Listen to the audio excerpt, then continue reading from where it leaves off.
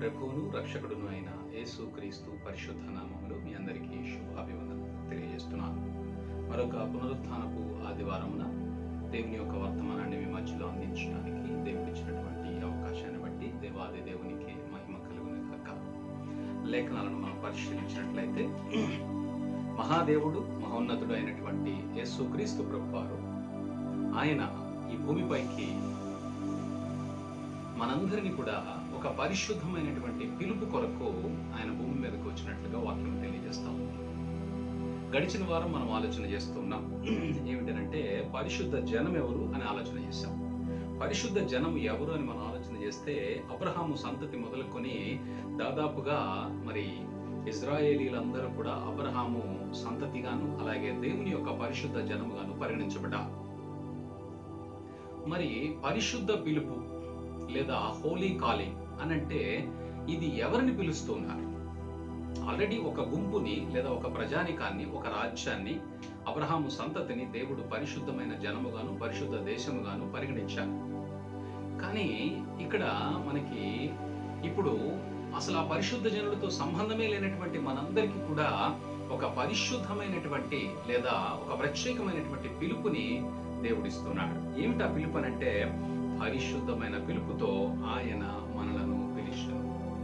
తిమోతికి రాసినటువంటి 2వ పత్రిక 1వ అధ్యాయము 10వ వచనాన్ని మనం చూస్తే అక్కడ స్పష్టమైనటువంటి మాట మనకు కనపడుతుంది.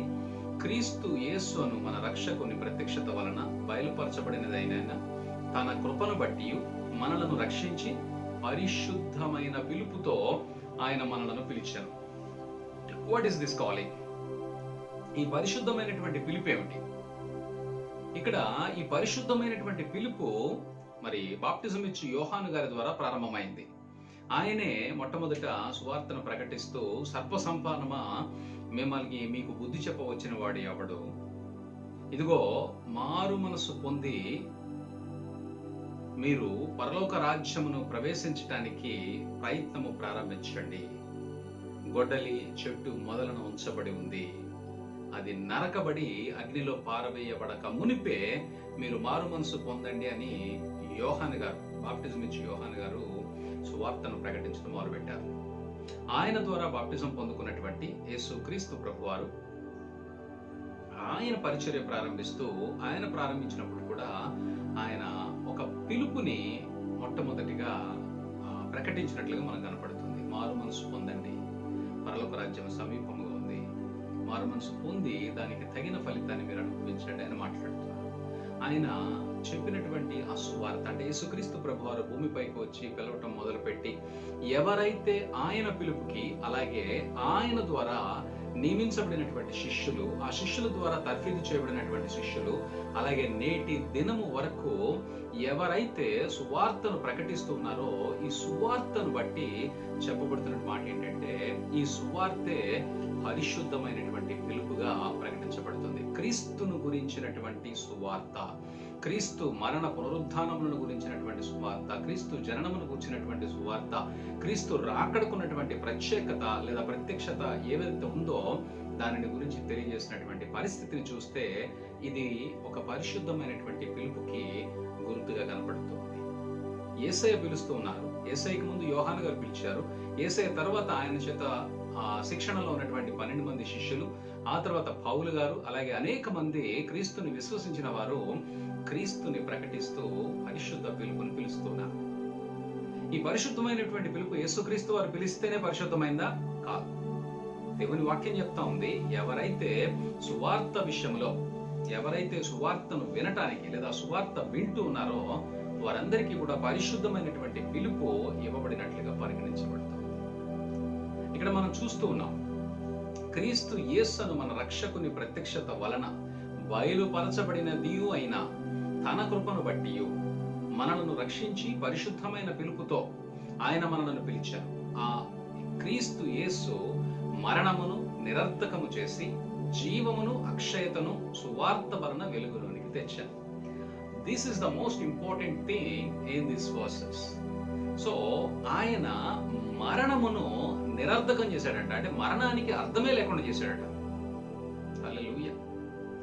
జీవమును అక్షయతను అంటే క్షీణించిపోవలసినటువంటి మనము మరణించవలసినటువంటి మనము, నశించిపోవలసినటువంటి మనము సువార్త అంటే హోలీ కాలింగ్, పరిశుద్ధమైన పిలుపు ఏదైతే ఉందో ఆ పిలుపుని అందుకున్నటువంటి వారందరి విషయములో దేవుడు మరణమును నిరర్ధకము చేసి జీవమును అక్షయతను ఆయన వెలుగులోనికి తీసుకొని వస్తున్నాడు. What for? We are following Jesus Christ. That means it's very clearly we are following Jesus Christ to get everlasting life. And we overcome the second death. రెండవ మరణము అనగా నరకమును తప్పించుకోవటానికి,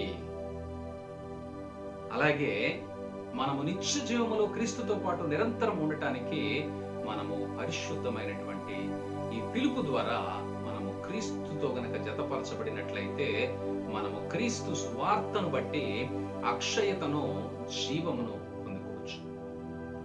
మన శరీరము క్షయమైపోయింది, అంటే నశించిపోయేటువంటిది. కానీ దేవుడు అంటున్నాడు అక్షయత అంటే అమరమైనటువంటి, అమరత్వంతో కూడినటువంటి, నశించినటువంటి ఒక గొప్ప స్థితిని మనకు కలగజేస్తానంటున్నాడు.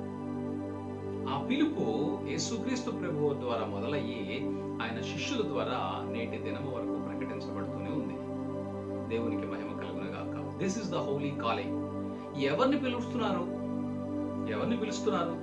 యేసయ్య పిలువనివ్వండి, శిష్యులు పిలువనివ్వండి, ఎవరిని పిలుస్తున్నారు? This calling is sinners to be saved. ఈ పరిశుద్ధమైన పిలుపు ఎవరి కొరకనంటే పాపుల కొరకనంట. ఇది చాలా ఆశ్చర్యంగా ఉంది. దేవుడు ఎవరిని పిలవాలి? పిలిస్తే పరిశుద్ధంగా మంచి జీవితాన్ని జీవిస్తూ దేవుడు అంటే భయంతో ఉన్నవారిని పిలవాలి. కానీ దేవుడు ఏమంటున్నాడంటే ఆయన నేను పాపులను రక్షించుటకు వచ్చి ఉన్నాను అంటున్నాడు. That's why he says my calling is for the sinners, those who are in sin and those who are going to second death. మొదటి మరణం తప్పనిసరి, రెండవ మరణమునకు పోకుండా పాపులను రక్షించడానికి దేవుడు పరిశుద్ధమైన పిలుపును పిలుస్తున్నాడు. సిన్నర్స్, పాపులు, దుర్మార్గులు, దుష్టులు, ఇక లోకాన్ని వెంబడిస్తూ ఇష్టానుసారమైనటువంటి జీవితాలను జీవించేటువంటి వారికి దేవుడు ఇటువంటి పిలుపునిస్తున్నాడు. ఈ పిలుపులో ఉన్న ప్రత్యేకత ఏమిటంటే సిన్నర్స్ టు బి సేవ్డ్ అంట.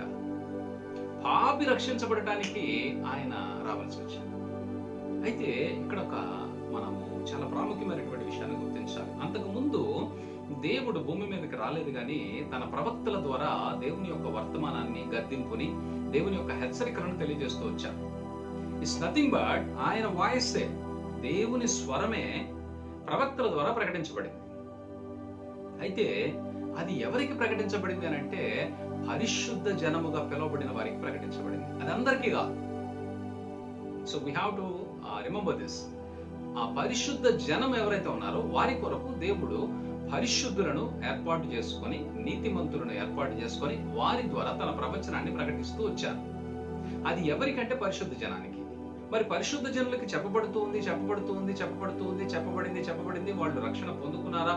వారు దేవుణ్ణి విస్మరించారా? ఇదంతా ఆ తర్వాత విషయం. అది మనం పక్కన పెడితే, అయితే మనము ఆ గుంపులో లేము, మన పరిశుద్ధ జనులము కాదు. కాకపోతే మనకు ఆయన అందరినీ పిలవటానికి పరిశుద్ధ కాలింగ్ అంటే హోలీ కాలింగ్ ని ఇస్తున్నాడు. పరిశుద్ధ పిలుపు.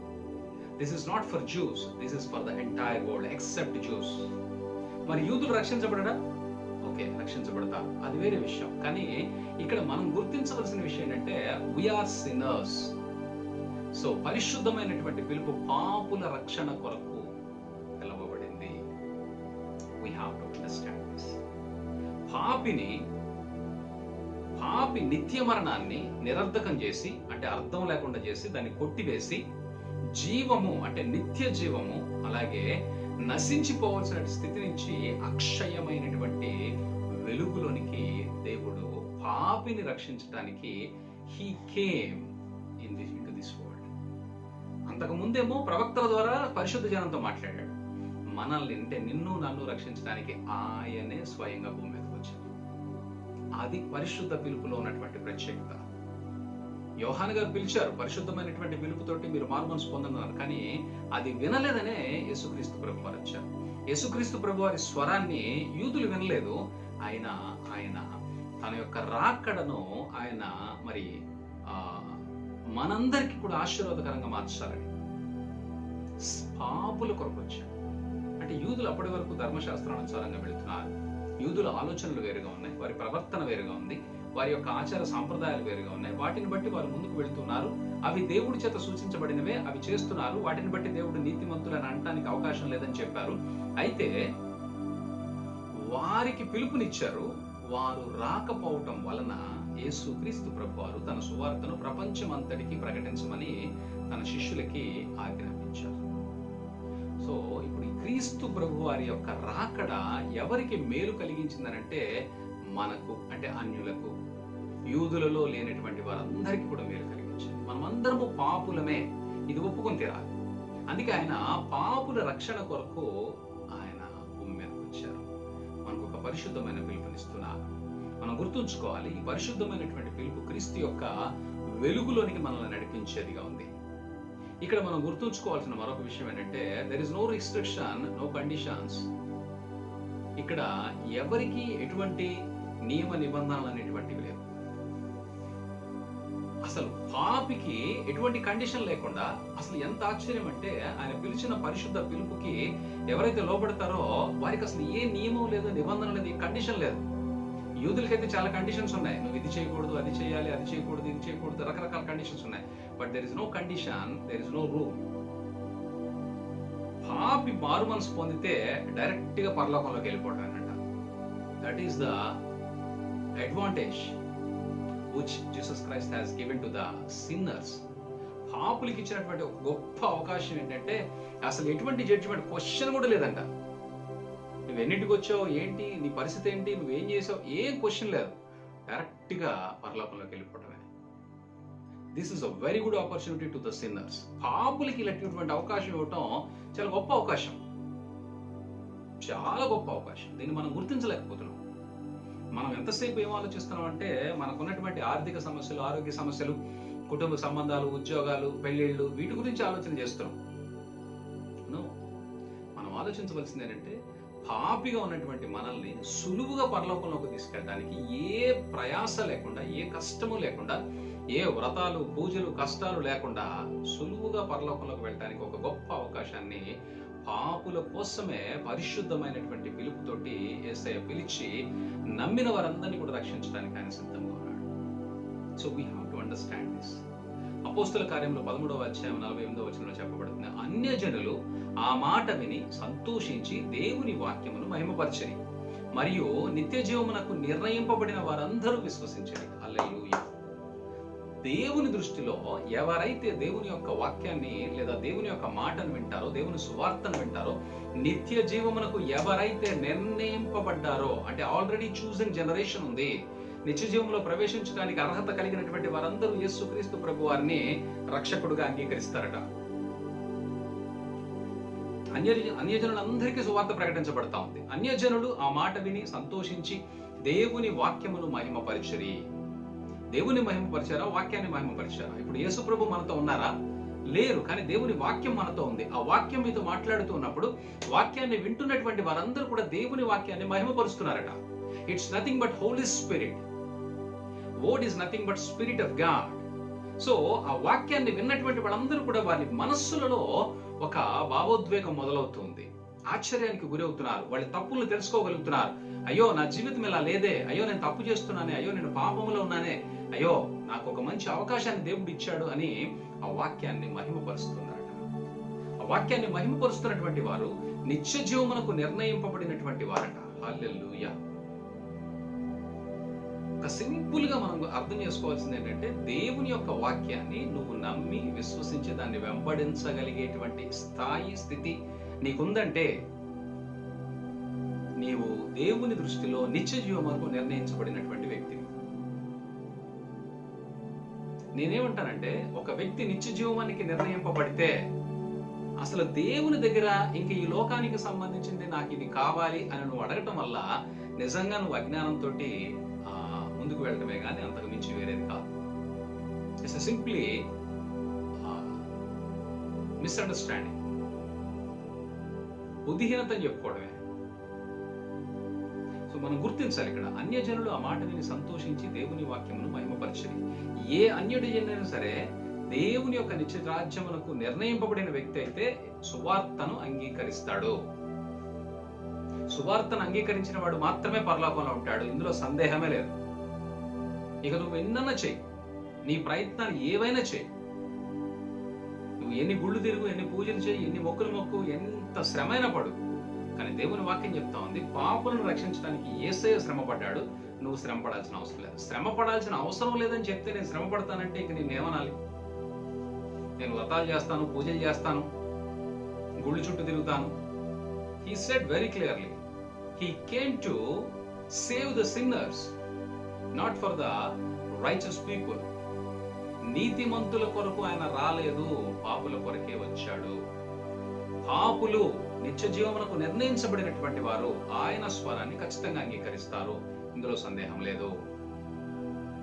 దయచేసి ఈ విషయాన్ని జ్ఞాపకం ఉంచుకోండి. అపోస్తల కార్యములు 13వ అధ్యాయం 48వ వచనం.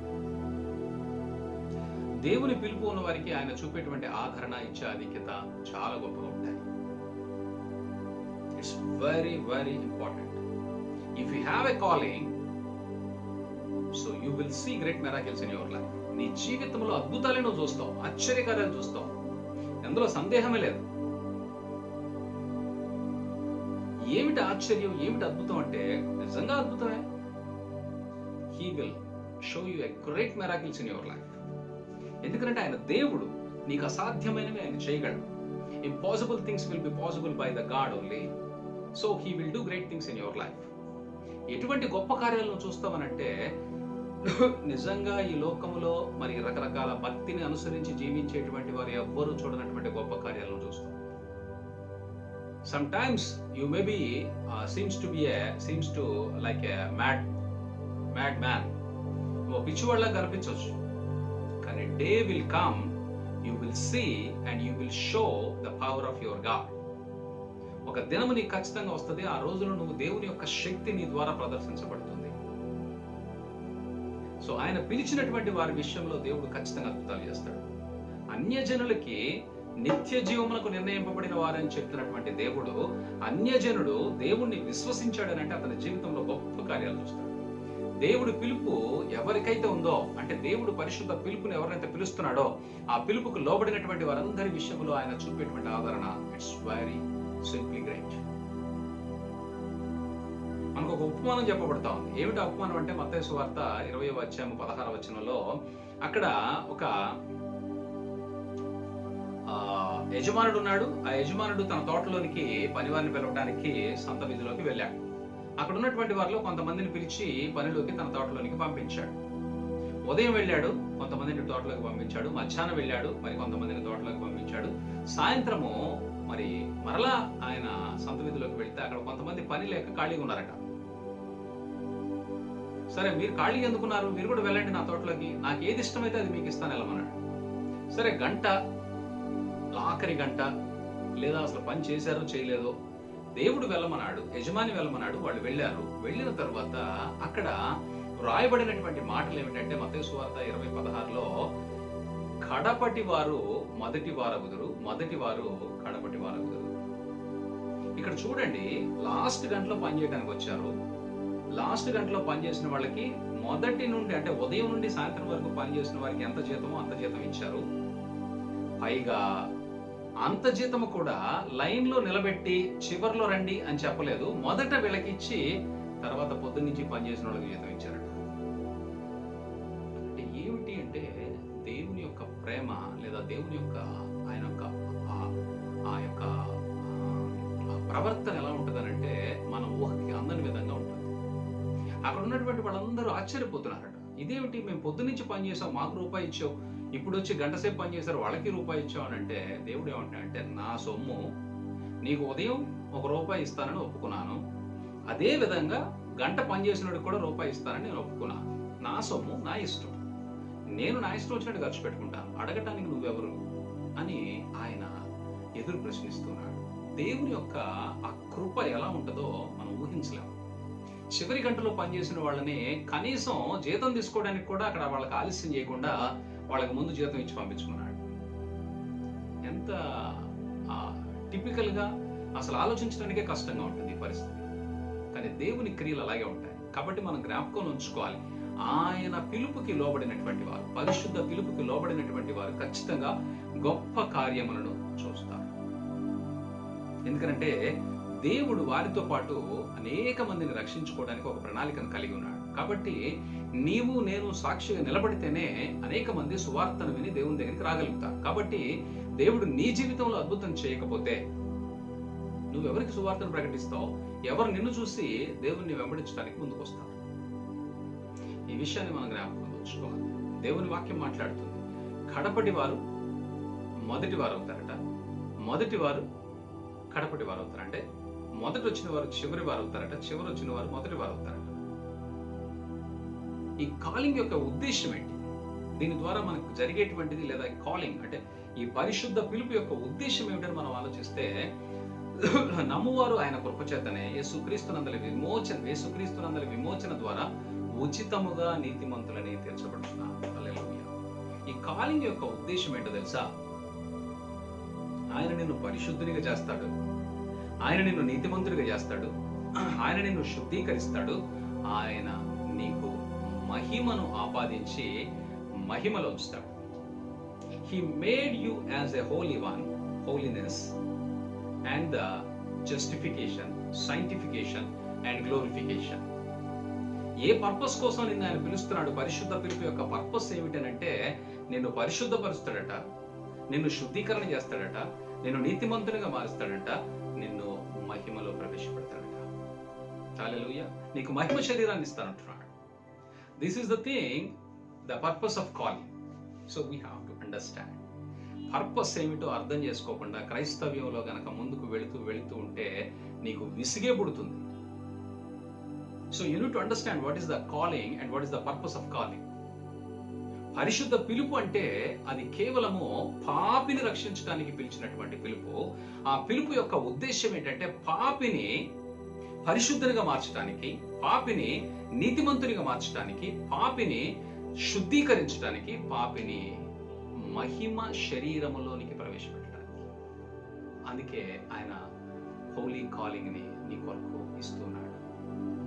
ఇక్కడ మనకు రాయబడుతున్నటువంటి మాట, కాబట్టి నమ్మువారు ఆయన కృపచేతనే క్రీస్తు యేసునందలి విమోచన ద్వారా. రోమీయులకు రాసినటువంటి పత్రిక 3వ అధ్యాయం 24-25 వచనాలు. రోమీయులకు రాసినటువంటి పత్రిక 3వ అధ్యాయం 24-25 వచనం. కాబట్టి నమ్మువారు ఆయన కృపచేతనే క్రీస్తు యేసునందలి విమోచన ద్వారా ఉచితముగా నీతిమంతులని తీర్చబడుచున్నారు. పాపి నరకానికి వెళ్ళవలసిన వాడు ఏ శ్రమ లేకుండా, ఏ కష్టము లేకుండా ఉచితంగా నీతిమంతుడని తీర్చబడుతున్నాడట. That is the purpose of calling. దేవుని పరిశుద్ధ పిలుపు యొక్క ముఖ్య ఉద్దేశం ఏంటంటే నిన్ను నీతిమంతుడిగా చేయాలని. నీతిమంతుడే పరలోక రాజ్యంలో ఉండగలుగుతాడు, నీతిమంతుడే దేవుని యొక్క మహిమను చూడగలుగుతాడు, మహిమలో ప్రవేశించగలుగుతాడు. కాబట్టి పాపిని నీతిమంతునిగా మార్చడానికి ఆయన రక్తమును దారపోసి ఆయన నీ కొరకు మరణించాడు. కాబట్టి నువ్వు నమ్మినట్లయితే నీవు నీతిమంతునిగా మార్చబడతా ఉంటున్నాడు. నమ్మకం అనేటువంటిది ఇక్కడ చాలా ప్రాముఖ్యత కనిపిస్తుంది. పూర్వము చేయబడిన పాపములను దేవుడు తన ఒరిమి వలన ఉపేక్షించినందున ఆయన తన నీతిని కనపరచవలనని. పూర్వం పాపివే, క్రీస్తుని తెలుసుకోకముందు పాపివే, కానీ పాపి దేవునిని విశ్వసించడం ద్వారా దేవుడు వారి పాపములన్నిటినీ కూడా ఉపేక్షిస్తున్నాడట. అలాగే ఆయన తన నీతిని నీలో కనపరచాలని ప్రయత్నం చేస్తున్నాడు. హల్లెలూయా, హల్లెలూయా. దేవుని నీతి నీలో కనపరచబడాలని, అంటే నీవు నీతిమంతునిగా తీర్చబడాలని, నీవు నీతిమంతునిగా అనేక మందికి నీతిని ప్రదర్శించేటువంటి వాడవగా ఉండాలని. This is the purpose of holy calling. And the holy calling for holiness, justification, sanctification and glorification. ఇక్కడ చూస్తే మనకు చెప్పబడతా ఉంది, యోధా పత్రికలో రాయబడుతున్నటువంటి యోధా పత్రిక 1వ అధ్యాయం ఉంటుంది. అక్కడ 24-25 వచనాల్లో, తొట్టిల్లకుండా మిమ్మును కాపాడుటకును, తన మహిమ ఎదుట ఆనందముతో మిమ్మును నిర్దోషులుగా నిలబెట్టుటకును శక్తిగల మన రక్షకుడైన అద్వితీయ దేవునికి మన ప్రభు అయిన యేసుక్రీస్తు ద్వారా మహిమయు మహత్యమును ఆధిపత్యమును అధికారమును యుగయుగములకు పూర్వమును ఇప్పుడును సర్వాధికారములను కలుగును గాక. నీవు విశ్వసించేటువంటి దేవుడు యుగములకు పూర్వము ఇప్పుడు సర్వాధికారాన్ని కలిగి ఉన్నాడు. ఆ అధికారము ఎవరికి ఇవ్వాలనుకుంటున్నాడు ఆయన? ఎవరినైతే ఆయన నిర్దోషులుగా నిలబెట్టడానికి ప్రయత్నం చేస్తూ ఉన్నాడో. ఈ విషయాన్ని ఆలోచన చేయండి.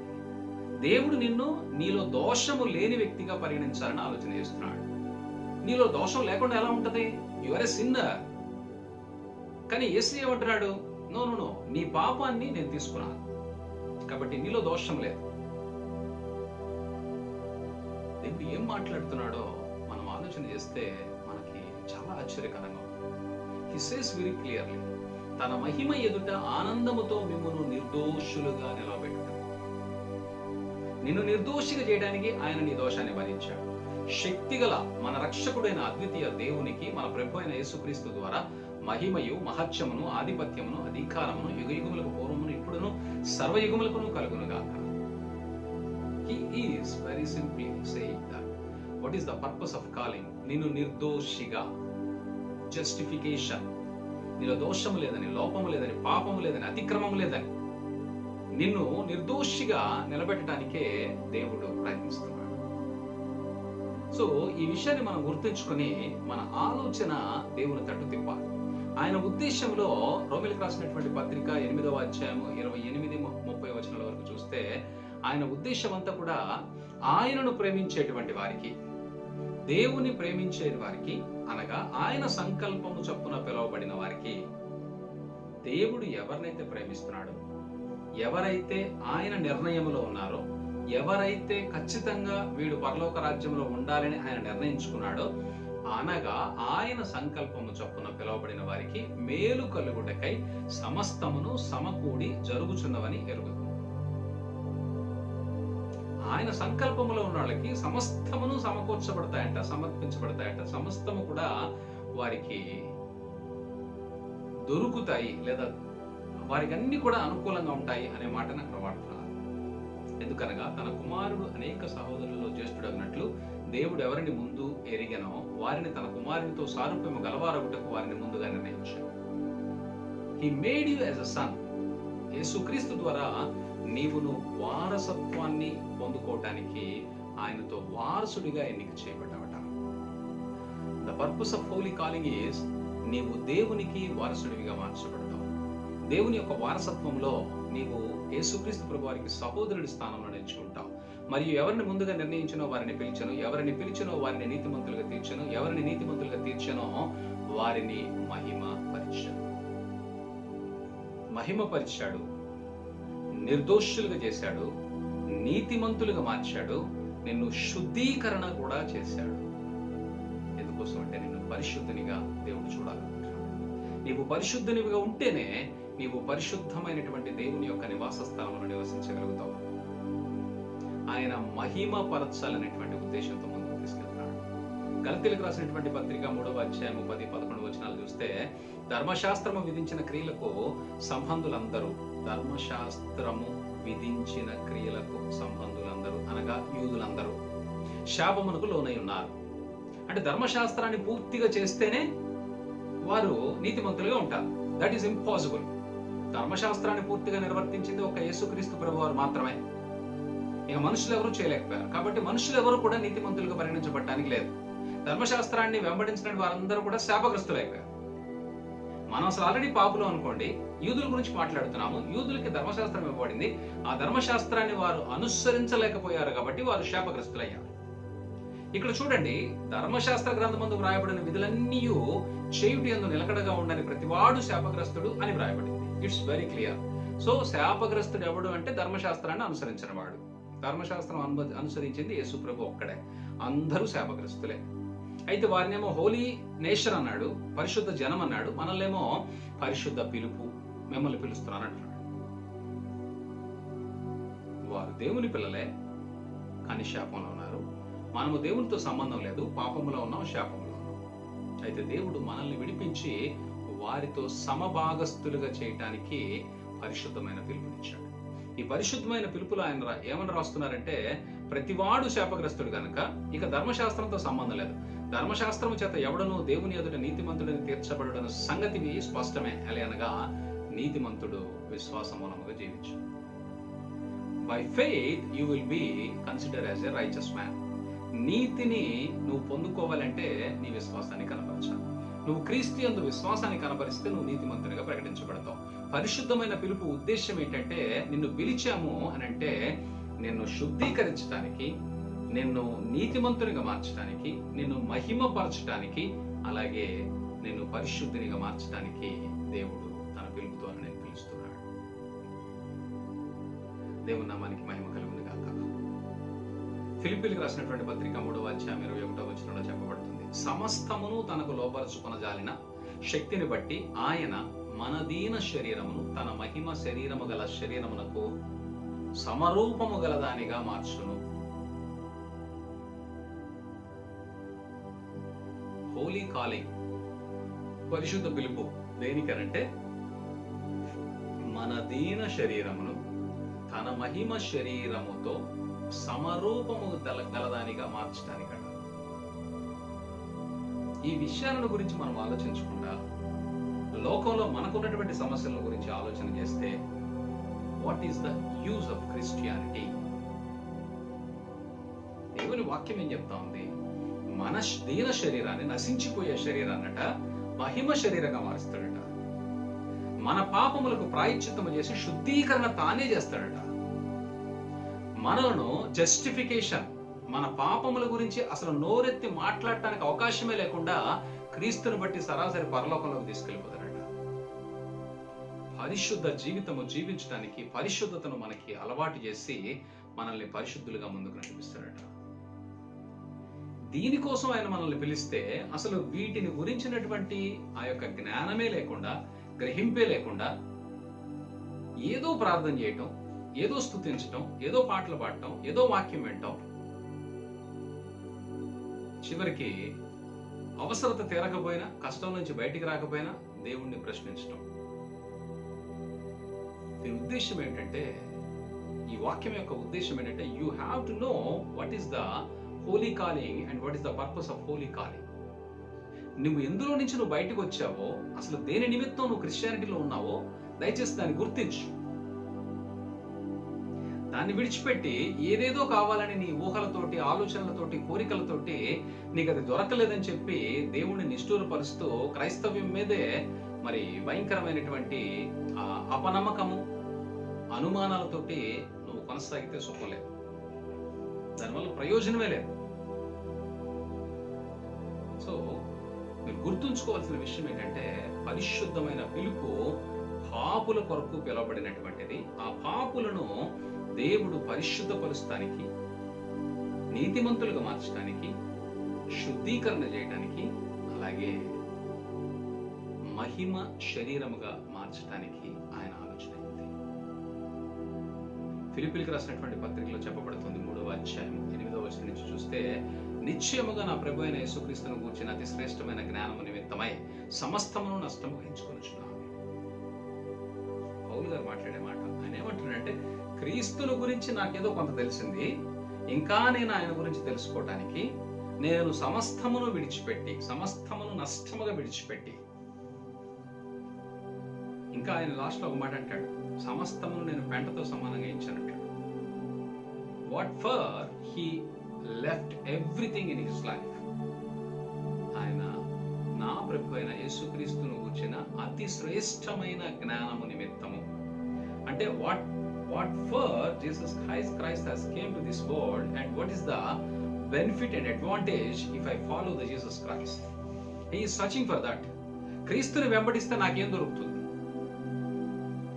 But he never trying to get property or something else. So what we are expecting in this world. మనం ఈ లోకంలో దేన్ని ఆశిస్తున్నామో అది ఆయన ఆశించలేదు. వాటన్నిటిని నష్టముగా ఎంచుకున్నాడు. ఆయన ఏమంటున్నాడు చూడండి, సమస్తమును నిశ్చయముగా నా ప్రభు అయిన యేసుక్రీస్తును గుర్చిన అతి శ్రేష్టమైన జ్ఞానము నిమిత్తమై సమస్తమును నష్టముగా ఎంచుకున్నాను. ఆయనను గూర్చినటువంటి జ్ఞానమును సంపాదించుకోవడానికి సమస్తాన్ని నష్టముగా ఎంచుకొనుచున్నాను. క్రీస్తును సంపాదించుకొని ధర్మశాస్త్ర మూలమైన నా నీతిని గాక క్రీస్తునందలి విశ్వాసము వలనైన నీతి, ఇది ఇంపార్టెంట్. నువ్వు సంఘానికి రావటాన్ని బట్టో, వాక్యం వినటాన్ని బట్టో, లేదా దేవుణ్ణి స్తుతించడాన్ని బట్టో, ప్రార్థించడాన్ని బట్టో నీవు నీతిమంతునివిగా మార్చబడేటువంటి అవకాశం లేదు. బై ఫెయిత్, విశ్వాసమును బట్టి. What kind of faith you are showing in front of your god and what kind of faith you are showing in your trouble and in your problems, that is the more important in your spiritual life. ఇక్కడ క్రీస్తును నువ్వు వెంబడిస్తున్నావనంటే నీ విశ్వాసము నేను నీతిమంతునిగా మార్చాలి.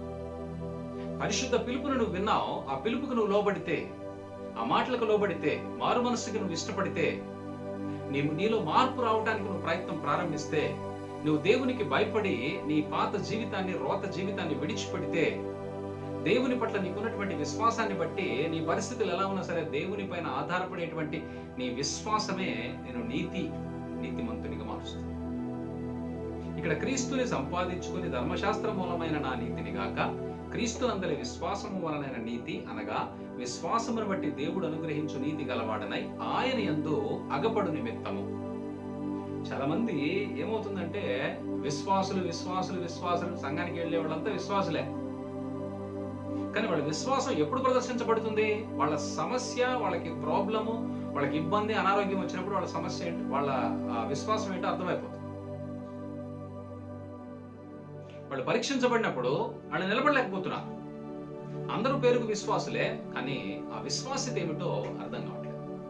ఆ విశ్వాస ప్రదర్శన ఏంటో, ఆ విశ్వాసంలో నిలబడవలసిన స్థాయి ఏంటో, ఏ స్థాయిలో నిలబడటానికి ఎటువంటి విశ్వాసాన్ని కలిగి ఉండాలో, నిత్యము వాక్య ధ్యానము ద్వారా, నిత్యము పిలుపుని జ్ఞాపకంలో ఉంచుకోవడం ద్వారా, నిత్యము ఆ క్రీస్తు యొక్క పిలుపులో ఉన్న ఉద్దేశం ఏంటో గుర్తుంచుకోవడం ద్వారా వారి విశ్వాసంలో బలపరచబడతారు. దాన్ని విడిచిపెట్టి రోజు నీకు కావాల్సిందే అడుగుతూ ఉంటే, నీకు కావాల్సిన దాని కొరకే ఎదురు చూస్తూ ఉంటే, నీకు కావాల్సిన దాని కొరకే నీ ఊహలు, నీ యొక్క ఆలోచనలన్నీ ముందుకు వెళుతూ ఉంటే నీవెప్పుడు విశ్వాసంలో బలాన్ని పొందుకుంటావు? ఎప్పుడు నీ విశ్వాసాన్ని మరింత అభివృద్ధి పరుచుకుంటావు? విశ్వాసంలో నువ్వు అభివృద్ధి పరచబడకుండా నీవు మరింత పరీక్షలోనికి నెట్టబడవు. మరింత పరీక్షలో నువ్వు పరీక్షింపబడకుండా దేవుని యొక్క అద్భుతాలను నువ్వు చూడలేవు. ఇది సమస్య. నీ ఆలోచనే వేరు, నీ పద్ధతే వేరు, కానీ ఇక్కడ దేవుని వాక్యం చెప్తుంది వేరు. అసలు దేవుని వాక్యాన్ని నువ్వు గ్రహించగలిగితే నీకు అర్థమవుతుంది దేవుని వాక్యము ఉద్దేశము. It's completely different what you are thinking in this world. It's completely different.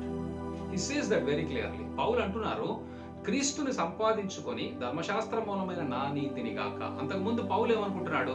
పౌలు సౌలుగా ఉన్నప్పుడు నేను నీతిమంతుణ్ణి, ఎందుకంటే నేను ధర్మశాస్త్రాన్ని వెంబడిస్తున్నాను, నేను ధర్మశాస్త్రం కొరకు నా ప్రాణాన్ని ఇస్తాను, కాబట్టి నేను నీతిమంతుణ్ణి అనుకుంటున్నాడు ఆయన. కానీ ఇప్పుడు ఏమంటున్నాడు ఆయన? క్రీస్తుని గ్రహించిన తర్వాత, పౌలుగా మారిన తర్వాత, క్రీస్తునందలి విశ్వాసము వలనైన నీతి. There is a difference between the law of righteousness. There is a difference between righteousness through the Jesus Christ, through the faith. క్రీస్తునందు విశ్వాసమును బట్టి నీతి వేరు, ధర్మశాస్త్రమును బట్టి వచ్చిన నీతి వేరు. ఆ నీతిమంతుడు నిలబడలేడు. ఈ నీతిమంతుడు క్రీస్తుని బట్టి నిలబడతాడు. దేవుని ఉద్దేశం ఏంటంటే నిన్ను నిలబడేటువంటి నీతిమంతునిగా మార్చాలి. పరలోక రాజ్యంలో యుగయుగాలు ఆయనతో ఉండేలాగా చేయాలి. That is the purpose of calling.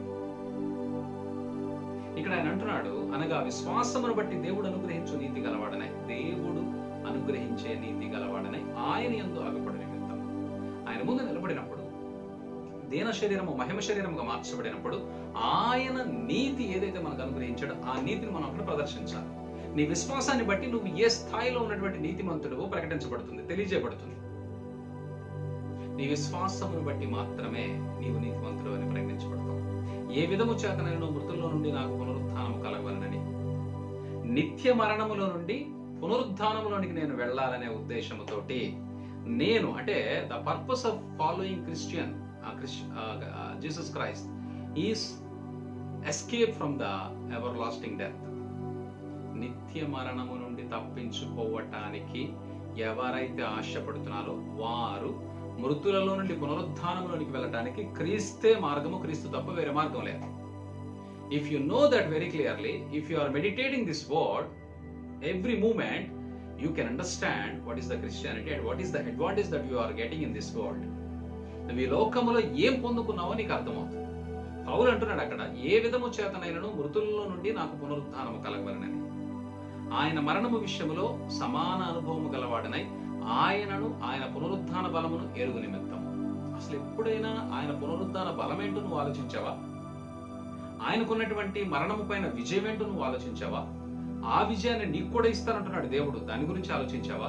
ఆ పునరుద్ధాన బలమును నీకు కూడా ఇస్తానంటున్నాడు, నువ్వు ఆలోచిస్తున్నావా? ఆ పునరుద్ధాన బలము చేత నీవు నిత్యరాజ్యములో ఉండాలి కదా. సో పరిశుద్ధ పిలుపు యొక్క పర్పస్ ఏంటంటే నీవు మరణము నుండి తప్పించబడి పునరుద్ధాన బలముతోటి దేవుని యొక్క సన్నిధిలో ఉండాలి. This is the important purpose of holy calling. ఆయన శ్రమలలో పాలివాడనగుట ఎట్టిదో ఎరుగు నిమిత్తమును సమస్తమును నష్టముగా ఎంచుకొని వాటిని పెంటతో సమానముగా ఎంచుకుంటున్నాను. దేవుని యొక్క అనుభవాలు ఏంటో వాటిని గురించి మనము ఎటువంటి అనుభవంలో ఉన్నామో ఆ క్రీస్తు యొక్క అనుభవాన్ని మనం అనుభవించగలుగుతున్నామా? క్రీస్తు మనలో జీవించగలుగుతున్నాడా? క్రీస్తు యొక్క స్వభావం మనలో నాటబడుతుందా? దేవుడు పిలిచినటువంటి పిలుపుకి మనం లోబడి విశ్వాసమును బట్టి నీతిమంతులుగాను, విశ్వాసమును బట్టి శుద్ధీకరణలో ఉన్నామని, విశ్వాసమును బట్టి మనము మహిమ శరీరాన్ని ధరించుకోబోతున్నాం అనేటువంటి ఆలోచన మనలో ఉందా లేదా అనేటువంటిది మనం ఎప్పటికప్పుడు పరిశీలించుకోవాలి. మనం ఎన్నిక చేయబడింది మహిమ శరీరముతోటి దేవుని సన్నిధిలో ఉండటానికి. అంతేగాని నేను ఎన్నిక చేసింది ఈ లోకంలో నువ్వు అనుకునేటువంటి, నీకు కావాల్సినటువంటి, నీకు సుఖాన్ని ఇచ్చేటువంటి వాటిని ఇవ్వటం ద్వారా దేవుడు నిన్ను తృప్తిపరచాలనుకోవటం లేదు. ఎందుకనంటే నీకు ఈ లోకానికి సంబంధించినటువంటి సుఖము, సంతోషం ఎప్పుడైతే ఇవ్వబడతాయో నువ్వు ఖచ్చితంగా లోకాన్ని వెంబడించి దేవుని విడిచిపెడతావు, నువ్వు నిత్య నరకానికి పోతావు. అది కాదు కదా దేవుని ఉద్దేశం. ఇందులో సందేహమే లేదు.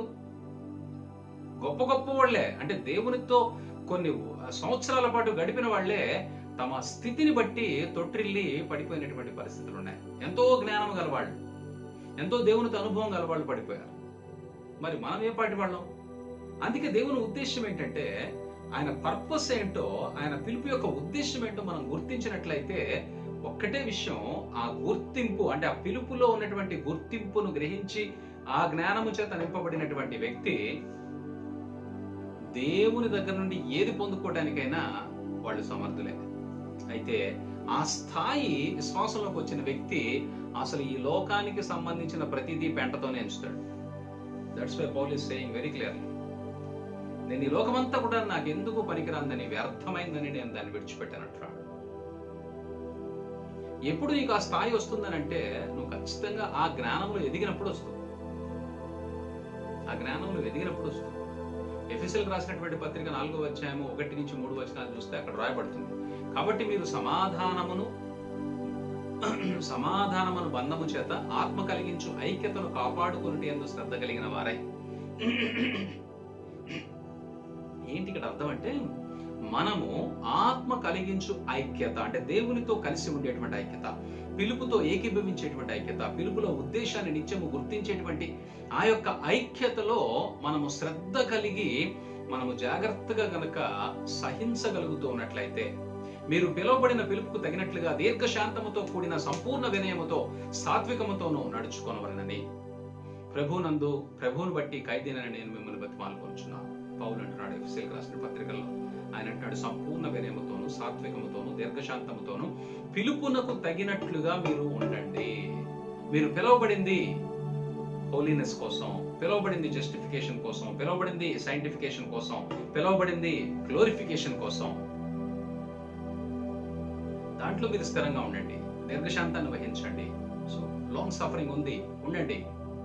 మీరు గుర్తుంచుకోండి, ఖచ్చితంగా మీరు దేవుని ఉద్దేశములకు లోబడి జీవిస్తూ దేవుణ్ణి మహిమపరుస్తారు. అటి కృప, అటి జ్ఞానము దేవుడు మనకు అనుగ్రహించును గాక. మహోన్నతుడా, మహాగణుడా, నాయన తండ్రి, మీరు పిలిచిన పిలుపుని బట్టి మిమ్మల్ని స్తుతిస్తున్నాం. అయ్యా, మీరు మమ్మల్ని శుద్ధీకరించడానికి, మీరు మమ్మల్ని మహిమపరచడానికి, నీతిమంతులుగా తీర్చడానికి, మీరు మమ్మల్ని పరిశుద్ధపరచడానికి మీ పిలుపు ద్వారా మమ్మల్ని పిలుస్తున్నారు.